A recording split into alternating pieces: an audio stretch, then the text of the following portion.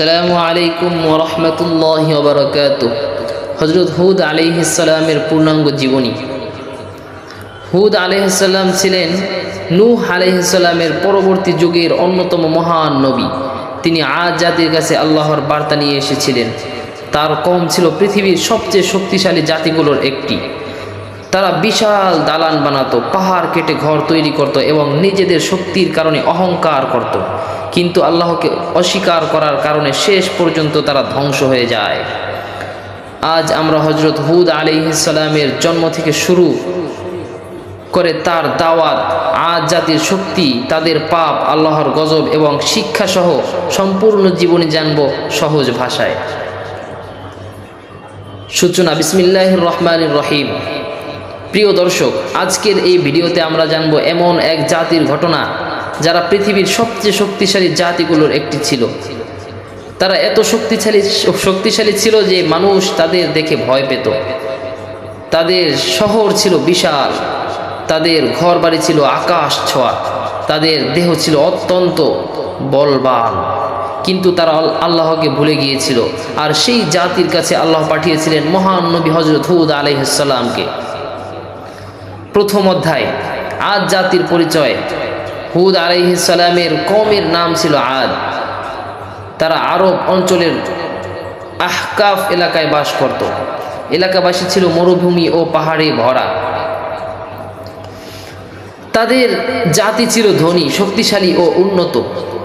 তারা বিশাল বিশাল প্রাসাদ বানাতো। অনেক ইতিহাসবিদ বলেন তারা পৃথিবীর প্রথম উন্নত সভ্যতাগুলোর একটি ছিল। দ্বিতীয় অধ্যায়, আদ জাতির শক্তি। আদ জাতির মানুষ ছিল অত্যন্ত লম্বা ও শক্তিশালী। তারা পাহাড় কেটে ঘর বানাতো, বিশাল বিশাল প্রাসাদ তৈরি করতে পারত। তারা নিজেদের শক্তি নিয়ে অহংকার করত। তারা বলতো আমাদের চেয়ে বেশি শক্তিশালী কে আছে। তারা মনে করত কেউ তাদের হারানোর মতো নেই। তৃতীয় অধ্যায়, শিরক ও পাপাচার। আদ জাতি আল্লাহকে ভুলে গিয়েছিল। তারা মূর্তি পূজা করত। তাদের মাঝে ছিল অহংকার, অন্যায়, জুলুম, গরিবদের উপর অত্যাচার, আল্লাহর অবাধ্যতা। তারা দুনিয়ার শক্তিকে সব কিছু মনে করত। চতুর্থ অধ্যায়, হুদ আলাইহিস সালামের জন্ম ও বংশ। হুদ আলাইহিস সালাম ছিলেন আদ জাতির একজন। তিনি অত্যন্ত সম্মানিত পরিবারের জন্মগ্রহণ করেন। ছোটবেলা থেকেই তিনি ছিলেন সত্যবাদী ও ভালো চরিত্রের মানুষ। মানুষ তাকে বিশ্বাস করত। পরে আল্লাহ তাকে নবী হিসাবে নির্বাচিত করলেন। পঞ্চম অধ্যায়, নবুয়ত লাভ। আল্লাহ হুদ আলাইহিস সালামকে নির্দেশ দিলেন, তুমি তোমার কওমকে সতর্ক করো। তিনি মানুষকে বললেন, তোমরা এক আল্লাহর ইবাদত করো, মূর্তি পূজা ছেড়ে দাও, অহংকার ছেড়ে দাও। কিন্তু মানুষ তার কথা কখনোই শুনল না। ষষ্ঠ অধ্যায়, কওমের বিদ্রোহ। আদ জাতির নেতা হুদ আলাইহিস সালামকে নিয়ে হাসাহাসি করত। তারা বলতো তুমি তো আমাদের মতোই একজন মানুষ। কেউ বলতো তুমি পাগল হয়ে গেছো, আবার কেউ বলতো তোমাদের দেবতারা তোমাকে অভিশাপ দিয়েছে। কিন্তু হুদ আলাইহিস সালাম ধৈর্য হারাননি। সপ্তম অধ্যায়, হুদ আলাইহিস সালামের দাওয়াত। হুদ আলাইহিস সালামকে মানুষ অনেক অনেক অত্যাচার করত। হুদ আলাইহিস সালাম মানুষকে ভালোবাসা দিয়ে বোঝাতেন। তিনি বলতেন, আমি তোমাদের কাছ থেকে কোনো সম্পদ চাই না। আমার প্রতিদিন আল্লাহর কাছেই যা চাওয়ার তাই চাই। তিনি তাদের বলতেন, তোমরা তাওবা করো, আল্লাহ তোমাদের আরো শক্তিশালী করে দিবেন। অষ্টম অধ্যায়, আদ জাতির অহংকার। আদ জাতি নিজেদের ক্ষমতা নিয়ে এতটাই গর্ব করত যে তারা মনে করত তাদের ধ্বংস করা অসম্ভব। তারা বলতো আমরা সবচেয়ে শক্তিশালী। তারা গরিবদের অপমান করত, দুর্বল মানুষদের উপর অত্যাচার করত। তাদের মনে আল্লাহর ভয় ছিল না। তারা কখনোই আল্লাহকে ভয় করত না।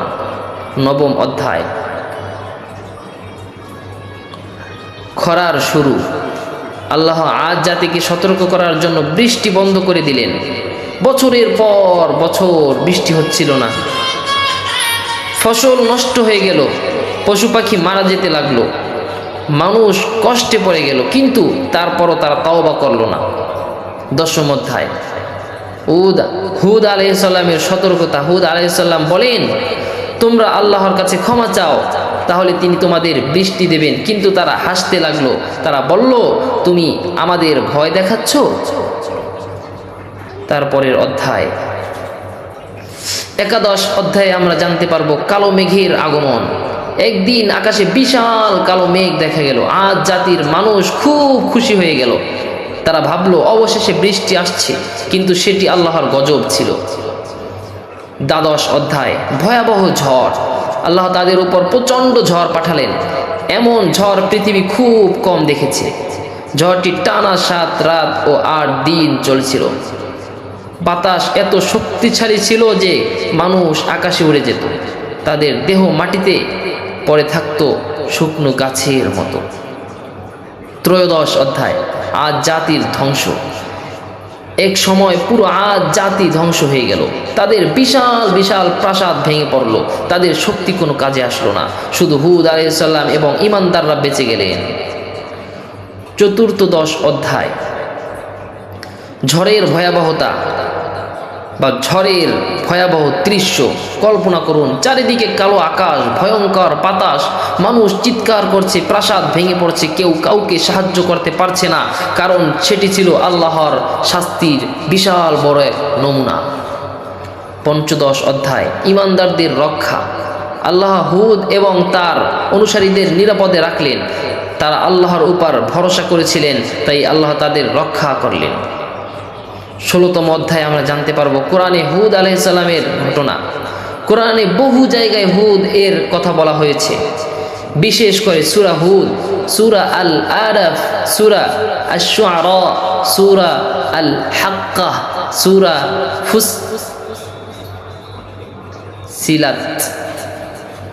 এসব সূরায় আজ জাতিদের ধ্বংসের বর্ণনা রয়েছে। 17 অধ্যায় আজ জাতির শিক্ষা।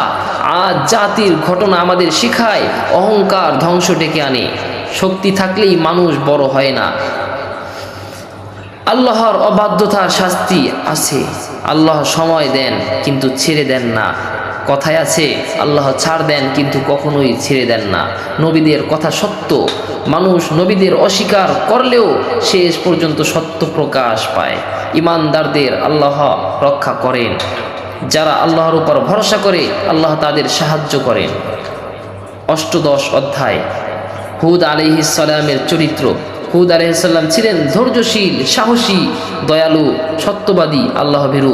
তিনি নিজের জাতির বিরুদ্ধেও সত্য কথা বলেছেন। 19 অধ্যায় বর্তমান যুগের সাথে মিল। আজকের পৃথিবীতেও মানুষ অহংকার করে, সম্পদ নিয়ে গর্ব করে, আল্লাহকে ভুলে যায়।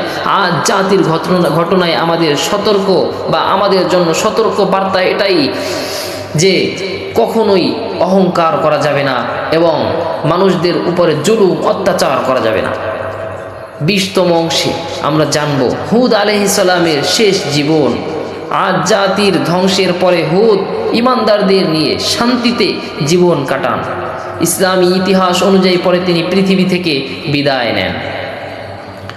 সমাপ্তি বক্তব্য। প্রিয় দর্শক, হযরত হুদ আলাইহিস সালাম জীবনে আমাদের শিখায়, তার জীবন থেকে আমরা শিখতে পারি মানুষ যত শক্তিশালী হোক আল্লাহর সামনে সে দুর্বল। অহংকার মানুষকে ধ্বংস করে আর ঈমান মানুষকে রক্ষা করে। আল্লাহ যেন আমাদের সবাইকে অহংকার থেকে বাঁচান এবং সত্যের পথে চলার তৌফিক দান করেন। আমিন। আসসালামু আলাইকুম ওয়া রাহমাতুল্লাহি ওয়া বারাকাতুহু।